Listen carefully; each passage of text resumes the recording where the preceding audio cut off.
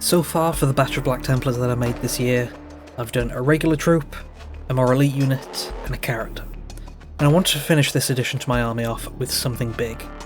Some type of vehicle would work, but I've had my mind on a specific Dreadnought idea for a while. Firstly, Dreadnoughts are just really cool, basically the Space Marine equivalent to a mech, but with the grimdark twist of also basically being life support for a pretty much dead pilot. There's quite a few types of Dreadnoughts, but the new ones feel a bit lacking to me.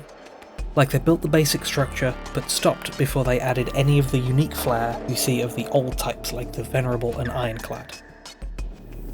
I've made a few Dreadnoughts already, with my most recent being my Titanfall Legion style one, which was a cool build, but it left me wanting to do something more Black Templar specific.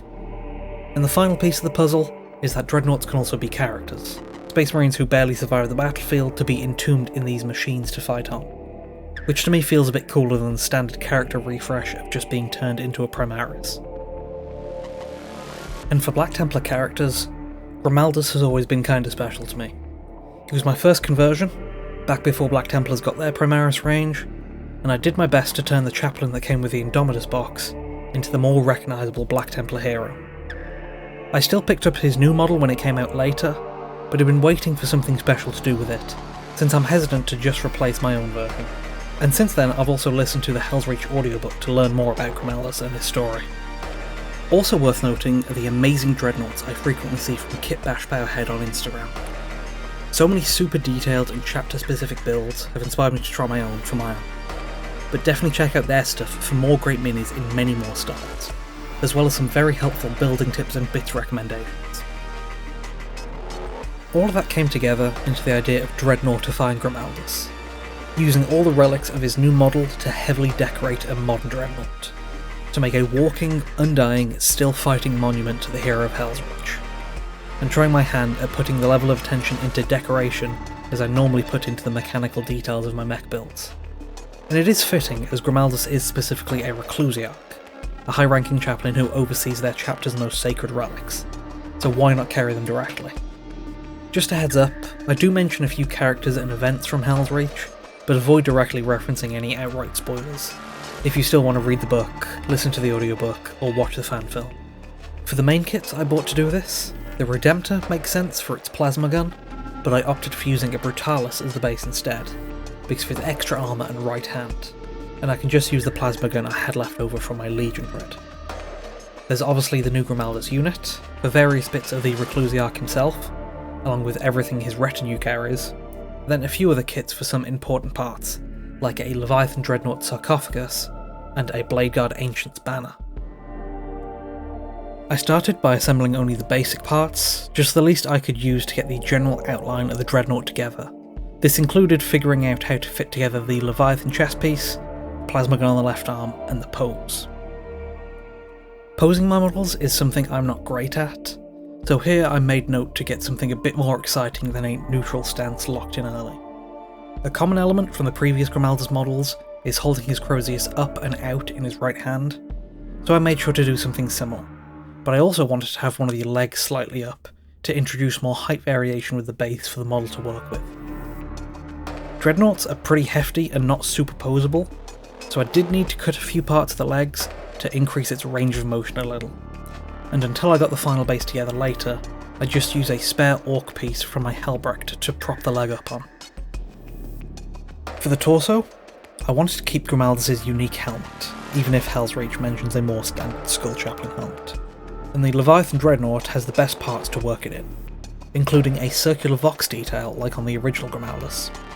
I just needed to make some simple plasticard side panels, and then use sprue pieces and more plasticard to build out both the Dreadnought body and the coffin piece until they fit together properly.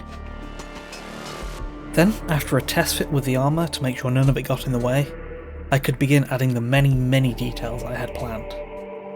Starting with the sarcophagus, to fill in the gaps I chopped up and trimmed down some wires and structural support looking pieces from the Brutalis' coffin piece. Then, to work my way up from the bottom, I copied some details from the original Grimaldus' legs, like skull knees, using the Skulls and Battlefield Trophies kit, studded shins, using rivets from Zinja Industries, and some trim, made from some 0.25mm plasticard, thin enough to conform to the curve of the armour, which was actually a detail from my Grimaldus conversion. Around the thighs, chaplains often carry books and tomes, so along with using the book from the Grimaldus kit for one side, I cut down a Grey Knight's vehicle icon to have another book chained open on the other side. For the waist area, I wanted to do something to emulate Grimaldus' red robes, and one of his new kit's retinue models is holding a banner that is just the right size, which I just attached with chains alongside a chapter icon from the Black Templar upgrade sprue to match Grimaldus' belt. The underside of the Leviathan coffin still had a gap, so I trimmed down one of the Brutalis' wrist option pieces until that fit in, which covered all the big lower body details. There's a lot of space to cover on the torso, so I looked to what other relics and details I could reuse from the new model and retinue, and played around with them a little until I found where I thought they fit well. I also cut up a few parts from Grimaldus' front piece to glue on, and had some plans for the top of the coffin piece too. Grimaldus normally has a broken sword at the top of his model, mounted on his power pack, but to upgrade that, and also reference Bayard, an Emperor's champion he fought with on Hell's Reach, I made a green stuff recast of a black sword. I only did a very simple recast, pressing one side of the original black sword from an unbuilt Emperor's champion of mine into some warmed blue stuff, and once cooled, I filled up with green stuff and left it overnight to set. It's far from perfect, being only one-sided and likely to leave a few imperfections, but I usually make a few just to use the best, and I only want the piece to be a damaged version, and only one side will really be visible, so I didn't want to use a central piece of an expensive model just for this. There are definitely better ways to do this sort of thing, like making a 2-part blue stuff mould, one for each side of the part, and also using milliput instead since that fills out fine details better, but what I did was quick and did what I needed it to. After picking the best recast and trimming it down, I mounted it on a skull like the sword in Grimaldus' old model, and I had a nice new detail to add, both a reference to Hell's Reach and very Black Templar specific, being a unique weapon of a chapter exclusive type of marine. I just placed it crossed with the regular broken sword from the original kit, which works to reference a still skilled but not quite as senior Black Templar Blade Master. I left the chest for now, so I could think on how to incorporate and build on the parts I had there so far, and moved on to the arms and weapons. While it would have been easier to use the Redemptor with its weapons and arm as is, I specifically wanted to match Grimaldus' normal loadout, with the plasma gun in the left hand and crosius in the right hand, which is why I went with the Brutalis, the only Dreadnought of this type to have a full right arm and hand. Starting on the plasma gun left arm, with the Redemptor gun I connected to the Brutalis upper left arm. One detail of the older model I liked, and recreated on my own one, is the scope on it, which I was a little disappointed to see missing from the new Grimaldus. To add a giant one to the plasma gun, I cut off one from a spare Ona Jadoon Crawler Eradication beam apart, and for a nice extra detail on that, I added a servo skull to go in place of the usual front lens. And this skull works particularly well, as its spiked halo piece is even reminiscent of physical weapon sights too. The servo skull weapon optic, or targeting assistant, is a type of detail I really like, incorporating both high-tech and grimdark elements, and it also even parallels the type of dedicated weapon servitors on Titans that I've heard about in novels. This type of detail can also be easy to add, just gluing on servo skulls, which I got from the Battlefield Trophies kit. But combining normal skull piece with optics, which I often grab from Cataphren head options, worked well too.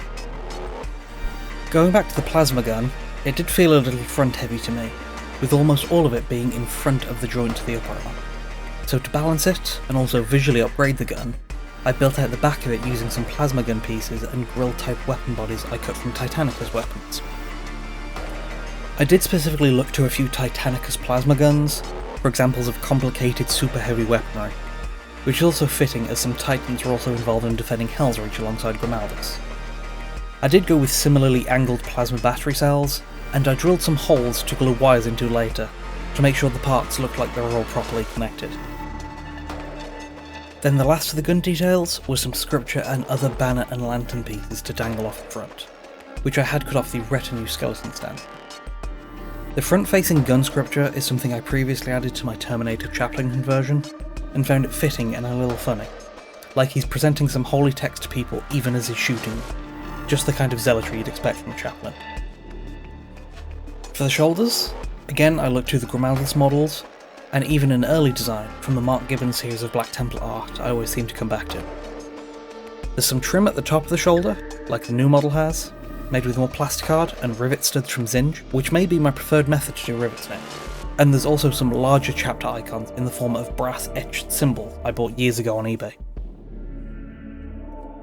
For the left shoulder specifically, I copied the scripture details, which I made from cutting strips of thinly rolled out green stuff, hung up with a crusade badge, onto which I later glued on a small chapter icon cut from the Grimaldus front piece. Now, the events of Hell's Reach are a smaller part of the overall Armageddon Crusade, and that one in particular does have an official crusade badge, so I wanted to make a big version of one to put on the model, and the right shoulder seemed the perfect place. I started off by cutting a similarly sized shield shape of plasticard, using a grid to get the general shape, then sanding the curved edges. Then I etched some lines into it with a scribing tool and guide tape. I bent a slight curve into it, and glued on some chain and small brass etched icon for some physical details. Then I just glued it on top of some chain to connect it to the shoulder. The last large part, which is a big focus point, is the crosius. It's very important, so it was one of the things I wanted to have an idea of how to do before starting the build. I did spend a while looking for some giant winged icon, since that's normally the base for crosius. I was looking over my models and noticed the banner of my old Blade Guard Ancient, which was the perfect starting point and sized up well. So I ordered a new one and got to building that out. For the bigger elements of it, I used some 3mm plastic rod for the handle, and a mace incense burner from the old Deathwing Terminators as the pommel. The elaborate halo and skeleton normally on the piece would work well, but I wanted to make this Black Templar specific, and more like Grimaldus' crosius. So I did make a large chapter icon out of plasticard, and planned to turn around the wing piece to use the plain side so I could add my own details. Next, I needed to detail the staff part of it, so it was a bit more than just a plain cylinder. So I wrapped it with some 2mm masking tape for the grip handle area. I used some wider, hollow plastic rod, and also some rings cut out of it, to give it some variety in width and block out a few of the different sections. And on top of that, I used more rivets too. I also detailed the icon at the top, just with a few rivets, and reused the skull from the original banner piece, which works as a memento of a Space Marine squad mate, who took some heavy damage to the face, and is now appropriately placed on this standard turned crosius. A crosius is a power weapon, so for the backside of it, after trimming down some of the normal piece's details, I glued on a power box type piece I cut down from a knight's Las Impulsor part, which I later wired up.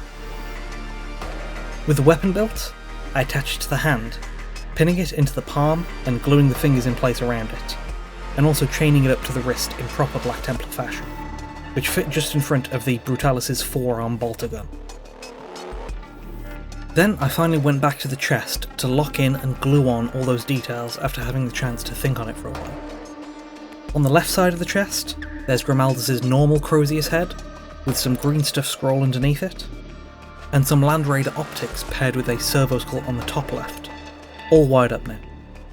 On the right side, there's the holy water dispenser, which I wired up to the basin on the top side, but also had some wires leading into the Dreadnought to serve some internal purpose, like its holy water cool.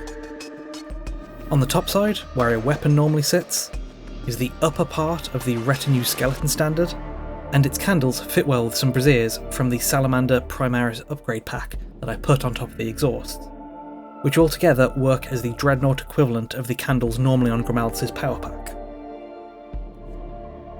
Then, on the back of the Dreadnought, to fit in a few more references to the other members of Squad Grimaldus, there's a sheathed sword for his former sword brethren, left over from my Blade Guards, an apothecary device for storing recovered gene seed made from random spare bits, and a sergeant's helmet from the old Black Templar upgrade kit, all of which were just connected with chains. And here's where I got around to sorting out the base. The idea was to have my usual Dusty Martian style to match the rest of my army, but also include some temple-like elements, to reference a location from the Hell's Reach book, the Temple of the Emperor Ascendant. For this, I started with some torn up corkboard for some height variation, which I just laid up and cut back as necessary. On top of that, I used some small bricks from Greenstuff World, which I sanded and chopped for some variety. And I also used some parts I recast from one of the retinue, which allows me to directly match some classic 3rd edition Blanche art I always like using for reference.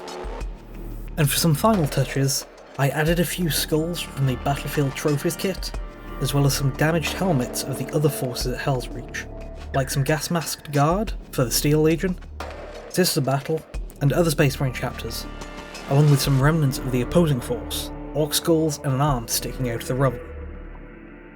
With it all pretty much done, I took one look back at the build to add some final detail before painting, just making sure there were no large areas without any decoration. I added an old Black Templar Terminator badge and Deathwing Terminator optics to the forearm gun, along with some thin plasticard and rivets for some studded armour trim on the other side. I added some toe studs and skull with green stuff strip scripture, inspired by details on the old Grimalda's design. I used another one of the brass etched chapter symbols on the knee. I filled a hole on the top where a weapon normally sits with skulls and resin candle bits. On the sarcophagus, I added a few more wires, using small rings cut from plastic rods as ports to plug them into. These wires specifically are some metal ones I've been trying out that I partially got from Singe Industries, which are useful for more consistent sizes and not having to mix up green stuff to use. And also on the sarcophagus, I added another Crusade badge and a small circular chapter logo I cut from the original Grimalda's model. And I finished it all off with a chained lantern left over from the skeleton standard and a few purity seals on the crosius. Finally, I could get to painting it all. While chaplains do have a different scheme to the default colours of their chapters, it's still pretty close to the usual Black Templar armour, just with a bit more gold, so I could rely on my usual methods. Starting off with separating the parts out and pinning them to hit them with a few coats of Chaos Black spray can primer.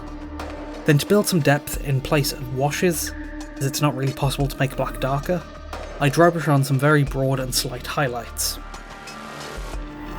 With a large brush, I heavily dry brush the slightly brighter Corvus Black, so it hits the main parts of most surfaces. Then going slightly brighter, I used Eshin Grey, covering mostly the same areas, with a bit more focus on the upper facing parts.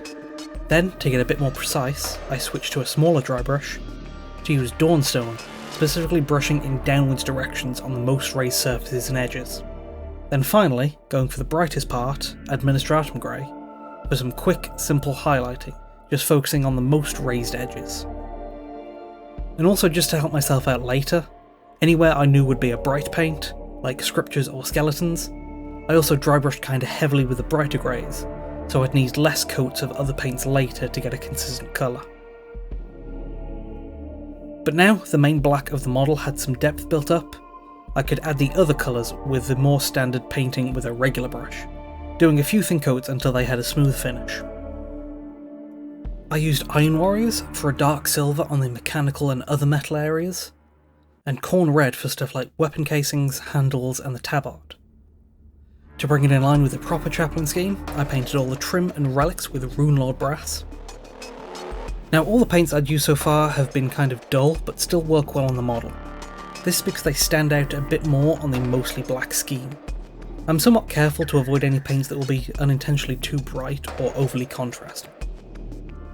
But for the remaining main colours, I used Rakarth Flesh for scriptures, skeletons, candles, and to prepare anywhere that'd be the next colours, which is Grey Seer for anything that needs to be white, and also to prepare any areas for contrast paints later. Then, since this is such a detailed model, I broke it down into the different areas just to make sure I got all the main colours I needed, along with a few smaller parts. I painted the leather of the sword sheaths on the back and books on the hips with dried bark, extra wires on the gun and sarcophagus with Cabalite Green, Jocero Orange and Balthazar Gold, and the flames of the candles and banner tabard with Avalanche Sunset for the inner part, Jocero Orange for the middle, then Corn Red at the top and Corvus Black for the very tips of the candles. Then it was time to paint a lot of effects on the model, like optics, plasma glow, or anywhere that would be bright, which I mostly opted to use contrast paints for, to get a decent result in not a lot of time. So over the areas I prepared with white earlier, I used Blood Angels Red, Kurandras Green, and Eandon Yellow for optics. I used athematic blue for the glowing part of the plasma gun, and a bit of a thicker coat of Yandan yellow to work as a yellow-orange for the lanterns. Then on some larger and more noticeable parts, I wanted to try some more involved effects. For the large flames of the exhaust, to match the multiple colours of the candles, I used wet blending, painting the bottom half of the part with the Yandan yellow and the top half with Blood Angel's red. Then while both contrast paints are still wet, mixing them where they meet, so there's a yellow to orange to red gradient on the piece. Then for the top of the flames, I dry brushed them with the dark corn red, and then the very tips with Corvus black, so it looks like it's turning from dark flames to smoke. For the holy water container on the chest, I tried out a method of painting vials following this step-by-step from El Miniaturista, just simplified quite a bit. Firstly painting the waterline with a white, then painting where the line was and a bit below it with the bright Baharoth blue, then painting everywhere below that with the darker Cantor blue. Just trying to keep a steady hand and making sure the blue paints are thin enough so the colours underneath still come through slightly, and add to the varying shades of blue at the waterline. And to add a glass-like glossy finish, I just went over those areas with Ardcoat. Then to paint the base, I did do a test base for a one-off model, just to make sure I wouldn't mess up this new version of the bricks for my Dreadnought, but it mostly follows the rest of my Black Templars. Priming black like the model itself, painting all the ground Doomball brown in case any of it comes through under the texture paste later. All the bricks and pillars were painted with Rakarth flesh and dry brushed with Wraithbone to highlight. Then I applied a layer of Martian iron crust to all of the exposed ground, and once that was dried, I dry brushed it with Jakero orange to highlight and give it that slight dusty look, which I also did to the feet of the model itself. Going back to the model, it was time to do the heraldry, mostly in the form of decals. Normally I would do more, but there wasn't much flat space to add them to after all the physical details I built in. In the end, I only did the Crusade badge on the chest and the left knee. After blocking out the general shapes with paint, I just added a few decals from the Black Templar transfer sheet, on top of a gloss coat to ensure they had a smooth surface to dry onto. For the chest, I did do the same official Armageddon Crusade badge, but for the knee, while I was wondering what to put on it, a new Black Templar Ancient was shown off, referencing Armageddon, and I figured it was pretty appropriate, so I tried to copy that, with the diagonal orange line over the red line with chains. Then, after a matte coat to seal them in, it was time to do any cleanup and paint fixing on the model before shading it all. To give my model the kind of warm orange tint I like from the classic Blanche piece, I mix a few washes. The Oblivion Black, Battlemud Brown and Flesh washes from Tooth and Coat.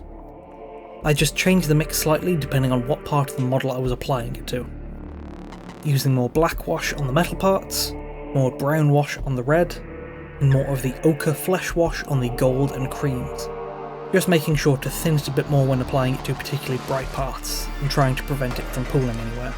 Then finally, I could finish it all off, reassembling for the final time, to glue it all together to know which areas and edges were the most raised and outwards facing to help with the last step of highlighting.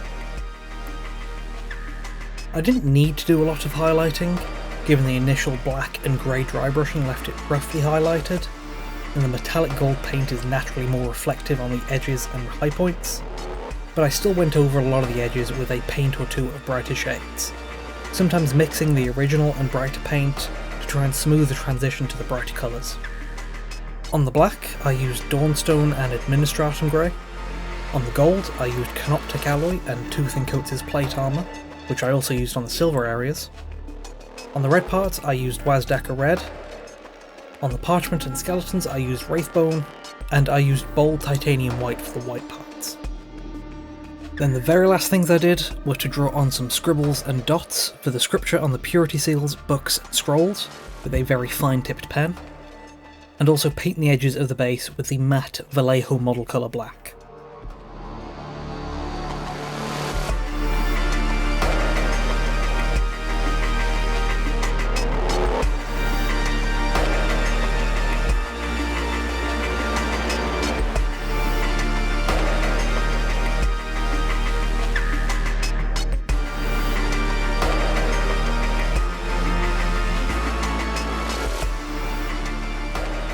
And that's how I made my Dreadnought Grenades. My take on a more detailed Dreadnought, as well as a return to this character I like that started my converting, which I hope does the hero of Hell's Reach justice. As is often the case with my bigger projects, I had to gloss over some specifics to stop this video being too long, so if you have any questions about the build, I'd be happy to answer them in the comments. This also wraps up my current batch of Black Templars, but as always making minis has given me more ideas for more minis, so I'll definitely come back to them at some point, and let me know what other Space Marine units I should convert and match the chapter style. But for now, I'm planning on going back to my AdMech. As always, I post my progress more frequently on Twitter, Instagram, and a few other places linked to in the description. And if you want to support me more directly, I have a Patreon, where supporters get weekly project updates, posts about future build ideas, a look at future plans, early access to videos and finished model pictures, and more. I'd like to thank those currently supporting me on Patreon, who are Kyra, The Lich's Laboratory, Philip Mitchell, Talleyrand, Morse Goyenfree, Quirky Perceptions, and Beadwag.